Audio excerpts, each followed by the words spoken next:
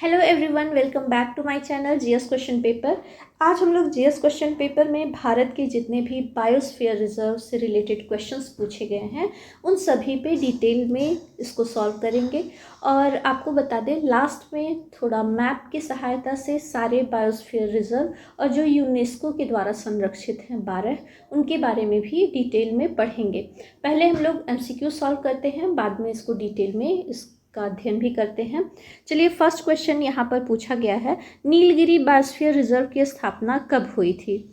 1986, 2000, 1999 और फिर है 2001। तो इसका जो राइट आंसर होगा आप लोग गेस करिएगा।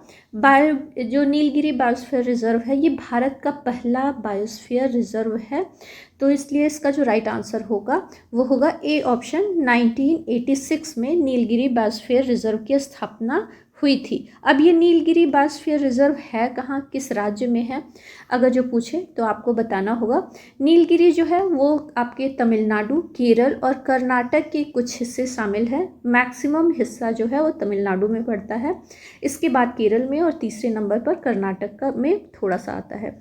नीलगिरी बायोस्फीयर रिजर्व भारत का पहला और सबसे महत्वपूर्ण बायोस्फीयर रिजर्व है।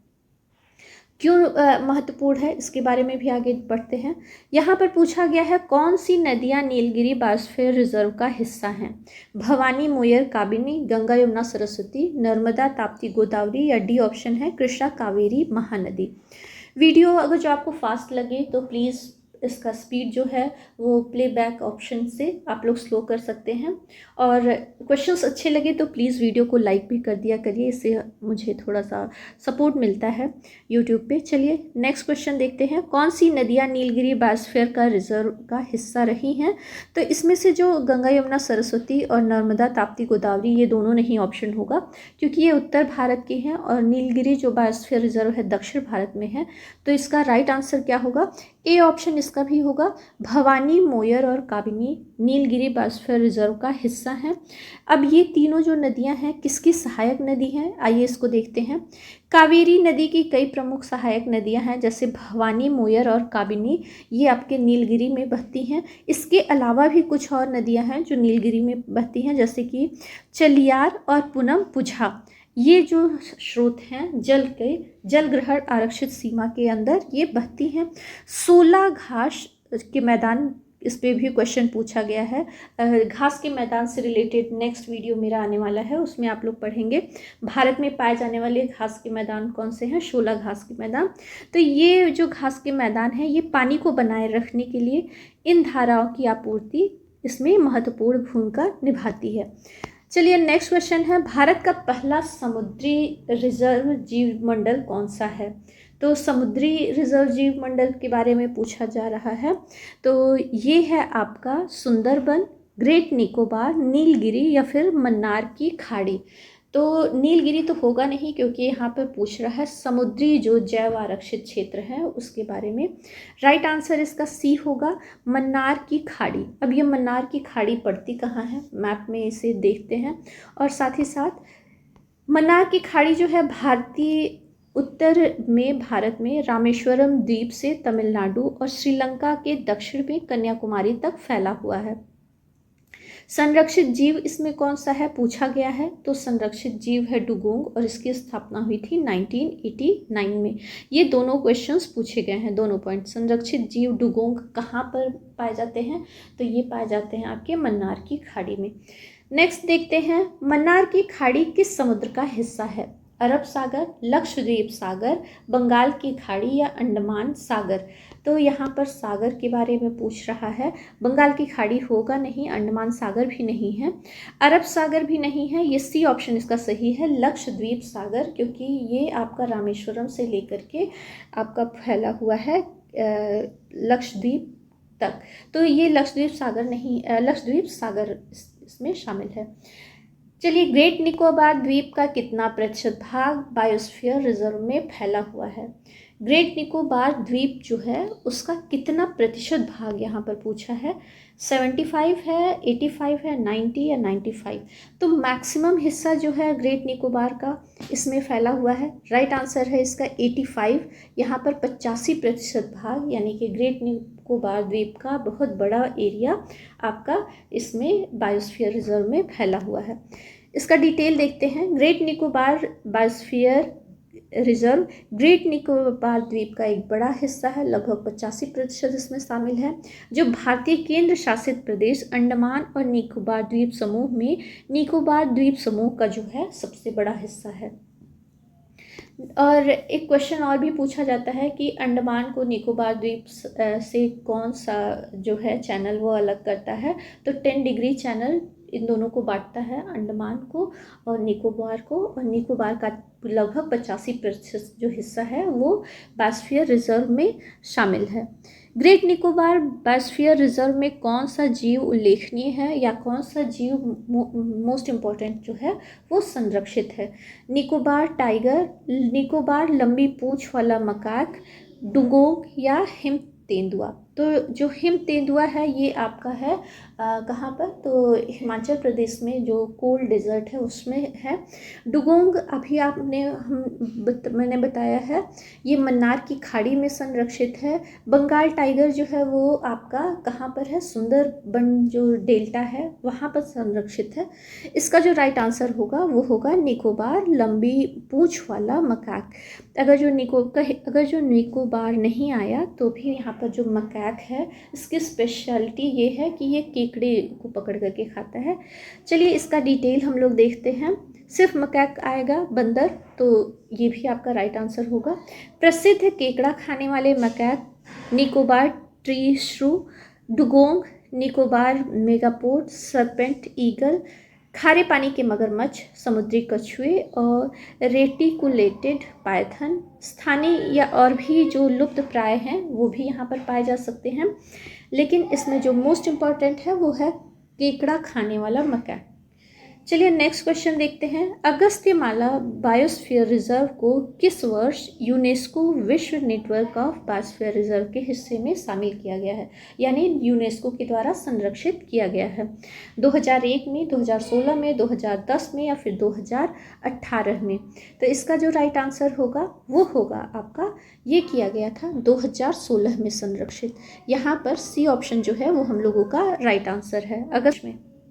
नेक्स्ट देखते हैं, कौन सा संरक्षित क्षेत्र अगस्त्यमाला बायोस्फीयर रिजर्व का हिस्सा नहीं है? शेंदुर्नी वन्यजीव अभ्यारण्य, पिपारा वन्यजीव अभ्यारण्य या नैयर वन्यजीव अभ्यारण्य या सुंदरबन राष्ट्रीय उद्यान? तो इसमें से जो राइट आंसर होगा अगस्त्यमाला में क्या नहीं है, तो ये है सुंदरबन राष्ट्रीय उद्यान, क्योंकि ये पश्चिम बंगाल में स्थित है। तो यहाँ पर डी ऑप्शन जो होगा वो हम लोग का राइट आंसर होगा। नेक्स्ट देखते हैं, शेषचलम हिल्स बायोस्फीयर रिजर्व में कौन सा जीव संरक्षित है? तो शेषचलम कहाँ पर है, तो ये आंध्र प्रदेश में है। और इसमें कौन सा जीव संरक्षित है? राइट आंसर इसका क्या होगा? हिम तेंदुआ होगा नहीं, बंगाल टाइगर भी नहीं है, एशियाई हाथी भी नहीं है। तो इसका राइट आंसर क्या होगा? पतला लोरिस। इस बी ऑप्शन इसका जो है वो राइट आंसर है। पतला loris Seshachalam hills biosphere reserve में संरक्षित है। आप लोग पिक्चर में देख रहे होंगे पतला लोरिस, ये कहाँ पर है? आंध्र प्रदेश पहाड़ियाँ, आंध्र प्रदेश की पूर्वी घाट का ये हिस्सा है शेषचलम पहाड़ियाँ। 2010 में इसे बायोस्फीयर रिजर्व के रूप में नामित किया गया था। शेषचलम कहाँ पर है? चित्तूर और कडप्पा जिले में फैला हुआ है। ये क्वेश्चन में पूछा गया था मेरे ख्याल से एसएससी में। प्रमुख हिंदू तीर्थ स्थल तिरुपति और श्री वेंकटेश्वर राष्ट्रीय उद्यान कहाँ पर है? इसी पर्वतमाला में स्थित है। यह प्रसिद्ध रेड सैंडर्स और स्लेंडर लोरिस या पतला लोरिस जिसको बोलते हैं, स्लेंडर लोरिस या पतला लोरिस सहित अनेक स्थानिक प्रजातियों का घर है। इस रिजर्व की मूल आबादी में कौन से हैं? तो यानाडिस जनजातियाँ शामिल हैं। कौन सी जनजातियाँ हैं? तो यानाडिस जनजातियाँ इस रिजर्व में शामिल हैं। नेक्स्ट क्वेश्चन है शेषचलम हिल्स बायोस्फीयर रिजर्व किस राज्य में स्थित है? तमिलनाडु, आंध्र प्रदेश, कर्नाटक या फिर केरल? तो अभी आपको मैंने बता ही दिया है, शेषचलम जो हिल्स है बायोस्फीयर रिजर्व ये आपका आंध्र प्रदेश में स्थित है। सी ऑप्शन यहाँ पर हम लोगों का राइट आंसर हो जाता है। नेक्स्ट क्वेश्चन है सुंदरबन किसके लिए प्रसिद्ध है? भारत में साल के सबसे बड़ा क्षेत्र के लिए, साल एक वृक्ष होता है, विश्व में सबसे बड़ा सतत मैंग्रोव क्षेत्र के लिए, या भारत का सबसे बड़ा रेगिस्तान है, या भारत की सबसे बड़ी मूंगा चट्टान प्रणाली? तो मूंगा चट्टान प्रणाली यहाँ पर नहीं है, ना ही सबसे बड़ा रेगिस्तान है, ये बी ऑप्शन इसका राइट आंसर होगा। विश्व में सबसे बड़ा सतत मैंग्रोव क्षेत्र है, यानी कि यहाँ पर सबसे बड़ा मैंग्रोव पाया जाता है। सुंदरबन बायोस्फीयर रिजर्व में कौन सा एक जानवर प्रमुख प्रजाति है जो यहाँ पर संरक्षित है? एशियाई हाथी, हिम तेंदुआ, डुगोंग और रॉयल बंगाल टाइगर। तो इसका जो राइट आंसर होगा वो होगा B option, royal Bengal tiger यहाँ पर संरक्षित है, यहाँ की प्रमुख प्रजाति है। सिमलीपाल बायोस्फीयर रिजर्व किस जिले में स्थित है? तो सिमलीपाल है मयूरभंज, खुर्जा, सुंदरगढ़, कटक। तो इसका जो राइट आंसर होगा सिमलीपाल जो बायोस्फीयर रिजर्व है ये है आपका मयूरभंज में।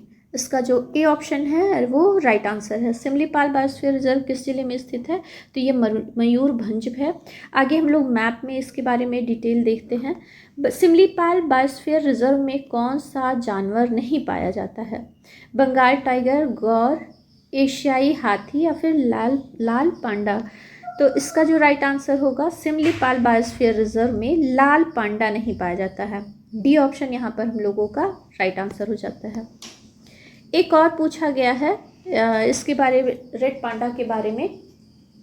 रेड पांडा की ज्ञात आबादी वाले 3 प्रमुख जो राष्ट्रीय उद्यान भारत में स्थित हैं ये हैं कंचनजंगा, न्योरा वैली और सिंगालीला राष्ट्रीय उद्यान। लाल पांडा भारत के 4 राज्यों अरुणाचल प्रदेश, मेघालय, सिक्किम और पश्चिम बंगाल में स्थित हैं। पंचमढ़ी बायोस्फीयर रिजर्व किस पर्वत श्रृंखला में स्थित है? तो पंचमढ़ी आपको पता होगा मध्य प्रदेश में पाया जाता है। तो ये है आपका अरावली, विंध्य, सतपुड़ा या पश्चिमी घाट। राइट आंसर आप लोग गेस करिएगा। इसका जो होगा पंचमढ़ी बायोस्फीयर रिजर्व ये होगा आपका सतपुड़ा में। बी ऑप्शन यहाँ पर जो है वो राइट आंसर है। नेक्स्ट देखते हैं पंचमढ़ी बायोस्फीयर रिजर्व में कौन सा जीव का संरक्षण किया गया है? हिम तेंदुआ, dugong, crested serpent, eagle, royal Bengal tiger. तो इसका जो राइट आंसर होगा वो होगा B option, crested serpent eagle. ये पंचमढ़ी बायोस्फीयर में रिजर्व किया हुआ संरक्षित जीव है। कौन सी नदी पन्ना बायोस्फीयर रिजर्व से होकर गुजरती है या होकर के बहती है? गंगा, केन, यमुना या फिर नर्मदा? तो जितने भी बायोस्फीयर रिजर्व हैं, राष्ट्रीय उद्यान है या फिर आपका पूछता है टाइगर रिजर्व, तो इसमें से बहने वाली जो प्रमुख नदियां हैं उसके बारे में भी क्वेश्चन पूछा गया है। यहाँ पर पूछा गया है कि कौन सी नदी पन्ना बायोस्फीयर रिजर्व से होकर के गुजरती है?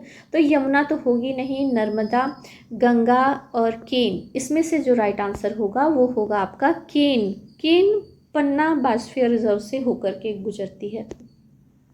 नेक्स्ट देखते हैं पन्ना बायोस्फीयर रिजर्व को यूनेस्को विश्व नेटवर्क ऑफ बायोस्फीयर रिजर्व के हिस्से के रूप में कब नामित किया गया था, यानी कि यूनेस्को के द्वारा कब इसे शामिल किया गया है? तो 2004, 2009, 2016 या 2020 में। तो इसका जो राइट आंसर होगा वो होगा 2020। डी ऑप्शन यहाँ पर जो है वो राइट आंसर है।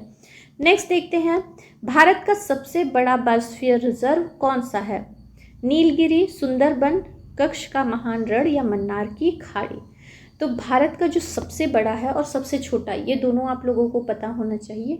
सबसे बड़ा जो है वो है आपका कच्छ का महान रण। सी ऑप्शन यहाँ पर राइट आंसर हो जाता है। नेक्स्ट देखते हैं great Rann of Kutch biosphere reserve में कौन सा जानवर पाया जाता है? तो ये है आपका भारतीय जंगली गधा, हिम तेंदुआ, रॉयल बंगाल टाइगर या डुगोंग। राइट आंसर इसमें से है भारतीय जंगली गधा। ये कहाँ पाया जाता है? Great Rann of Kutch biosphere reserve में। आइए कुछ और पॉइंट्स हैं उनके बारे में भी बात कर लेते हैं। भारत में कुल कितने बायोस्फीयर रिजर्व हैं, अगर जो क्वेश्चन पूछा जाए तो कुल 18 बायोस्फीयर रिजर्व हैं। कितने यूनेस्को के द्वारा शामिल किए गए हैं, तो यूनेस्को में शामिल किए गए हैं 12। ये जीव किस चीज़ का पोषण और संवर्धन करते हैं, तो ये जितने भी जैव विविधता है, चाहे वो जीवों से रिलेटेड हो या आपके पेड़ पौधे से रिलेटेड हो, इन सभी का पोषण और संवर्धन करते हैं। यहाँ पे सिर्फ जैव विविधता में जीव ही नहीं शामिल है बल्कि पेड़ पौधे भी शामिल हैं। भारत में सबसे बड़ा बायोस्फीयर रिजर्व की बात करें तो ये कच्छ की खाड़ी है। इसके बाद कौन सा आता है, मन्नार की खाड़ी आता है, फिर सुंदरबन आता है। भारत का जो पहला बायोस्फीयर रिजर्व है कौन सा है, तो ये नीलगिरी बायोस्फीयर रिजर्व है। कब इसको शामिल किया गया था, तो 1986 में इसको शामिल किया गया था। सबसे छोटा पता होना चाहिए, तो ये है डिब्रू सखोवा। कहाँ कितने का है, 765 किलोमीटर के क्षेत्रफल के साथ भारत का सबसे छोटा जैव मंडल या जैव आरक्षित क्षेत्र है। भारत में यूनेस्को में कितने शामिल हैं, इसके बारे में देखते हैं। पन्ना बायोस्फीयर रिजर्व को 2020 में यूनेस्को संरक्षित किया गया था। इसको यूनेस्को के द्वारा बायोस्फीयर रिजर्व का अंतर्राष्ट्रीय दर्जा मिला है। इसके साथ साथ भारत में 18 बायोस्फीयर रिजर्व हैं, जिसमें से 12 जो है यूनेस्को के द्वारा मान्यता प्राप्त हैं। इन 12 का लिस्ट यहाँ पर दिया है। इसके बाद हम लोग मैप में भी इसको देखेंगे। पहला है नीलगिरी बायोस्फीयर रिजर्व, मन्नार की खाड़ी, सुंदरबन, नंदा देवी, पंचमढ़ी, नोकरेक, सिमलीपाल, अचानकमार, अमरकंटक, ग्रेट निकोबार, अगस्त्यमाला, कंचनजंगा और पन्ना बायोस्फीयर रिजर्व, जो कि अभी हाल ही में शामिल किया गया है 2020 में। आइए मैप में यहाँ पर देख लेते हैं। जो कोल्ड डेजर्ट है वो कहाँ पर है, तो वो हम लोग देखते हैं हिमाचल प्रदेश में है। यहाँ पर पिंक कलर में आप लोग देख रहे हैं, कोल्ड डेजर्ट या ठंडा रेगिस्तान बोलते हैं। इसके बाद नंदा देवी है उत्तराखंड में। कंचनजंगा है आपका कहाँ पर, तो ये है आपका सिक्किम। इसके बाद डिब्रू सखोवा, मानस, नोकरेक और दिबांग कहाँ पर है, तो ये अरुणाचल प्रदेश में है। मैप यहाँ आसानी से देख रहे होंगे, 18 हो के 18। इसके बाद बात करते हैं मध्य प्रदेश में कितने हैं, तो पन्ना है, पंचमढ़ी है, अचानकमार, अमरकंटक है। सिमलीपाल कहाँ पर है, तो सिमलीपाल है आपका उड़ीसा में। सुंदरबन पश्चिम बंगाल में और कच्छ आपका आता है गुजरात में। फिर है शेषचलम, ये कहाँ पर है, आंध्र प्रदेश में। ग्रेट निकोबार आपका है निकोबार में, अंडमान और निकोबार में, तो निकोबार में पड़ता है। इसके बाद नीलगिरी है जो कि आपका तमिलनाडु में है। गल्फ ऑफ मन्नार तमिलनाडु में है। और अगस्त्या मलाई ये आपका पड़ता है केरल और तमिलनाडु के बीच में। चलिए इन सभी के बारे में आप लोग देख लिए होंगे मैप में कि कौन से कहाँ पर है। इसको आप स्क्रीनशॉट लेकर के भी रख सकते हैं।